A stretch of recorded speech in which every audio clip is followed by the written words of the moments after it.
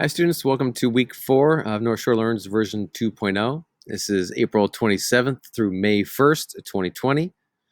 Location-wise, we are still off campus. Materials needed, computer, internet, and possibly phone, depending on your choice for interview. Weekly action items, we have 2. Week 4 attendance, and second would be to conduct your interview or / organize, kind of reflect on your interview process. The next small assignment will be week 4 attendance, which is due at 9 p.m. Friday, May 1st of this week. And the next large project will be due at 9 a.m. Monday, May 18th. That, again, will only be 17 days away from Friday of this week. Just a reminder. Speaking of those 2 action items, again, the attendance is 5 questions, same as last week. 2 about the project, 1 historical. This week's historical event is the Cuban Missile Crisis. And then 2 social questions. Know that last question there, that 5th one, I'm going to just continue to repost it every week just to check in. Just because your answer happens to be one way or the other on one week doesn't mean it has to be the same every week. So keep me updated. If there's anything that we can do on our end, let us know. Number 2, the second part we're looking to do today, this week is to conduct your actual 1960s, 70s interview and to organize your answers. So when it comes to interview process, I kind of walked you through what I do, as well as some more answers to that in the screencast at the top of the homepage. But also know that, again, recording your interview, asking for photos, all those things are not only beneficial for the actual interview to allow you to sit and to enjoy and to talk to somebody versus scribbling and not paying attention to them. It also is something you can include then within the actual presentation or the product of your interview at the end.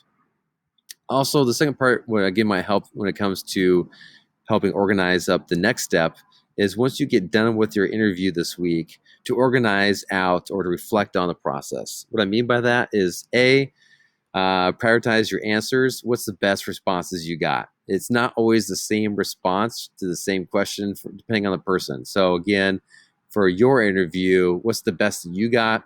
And maybe prioritize those 1 through 5, 1 through 7.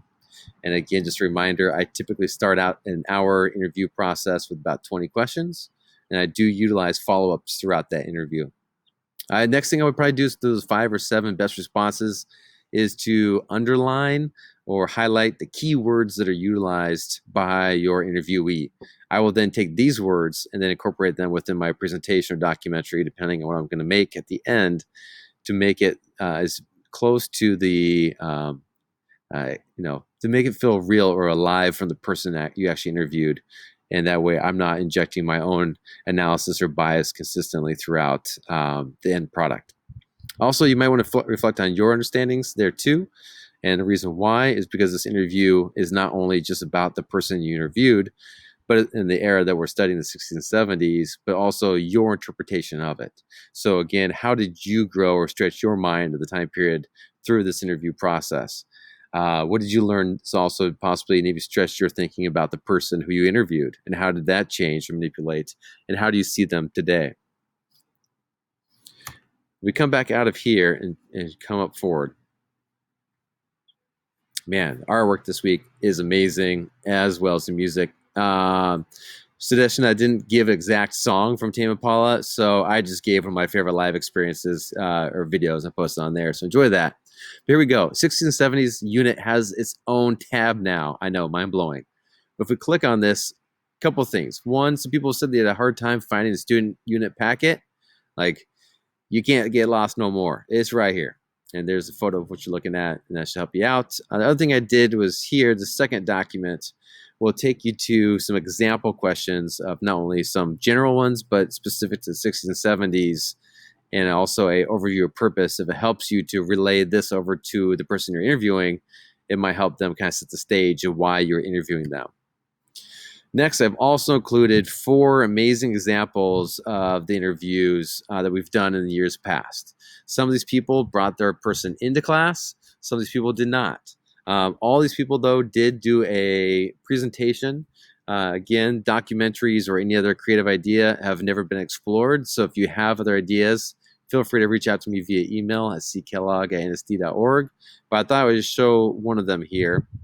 This one here happens to be from Megan of what this looks like at the end. Again, you see that she chose to interview her father, and we're going to get some backstory, get the photos incorporated through it. We get to know a little bit about the person, kind of set the stage. And then from there, the question and answer, what they did was during the class time, is they shared out with the class. Again, we can't do that. So what you're probably looking to do is include slides that have photos of your interviewee, and then from there, sharing a story from that time period. So if you have photos of the exact stories that you want to share, it'd probably be very beneficial or useful. Afterwards, one thing that was nice that after it got done sharing in class, Megan then came back through and then shared some kind of her defining event or moment that stuck out to her, as well as a compare and contrast or reflection piece. And this is something that I would definitely encourage every single one of you to do, is to again reflect on the process of the interview, the person you interviewed, the era that we're studying, as well as your takeaways. Okay. Hopefully these are helpful. If you have any other questions, reach out to me at ckellogg@nsd.org. And I wish you the best of luck. Enjoy your interviews and learning more about these people that you love. Take care.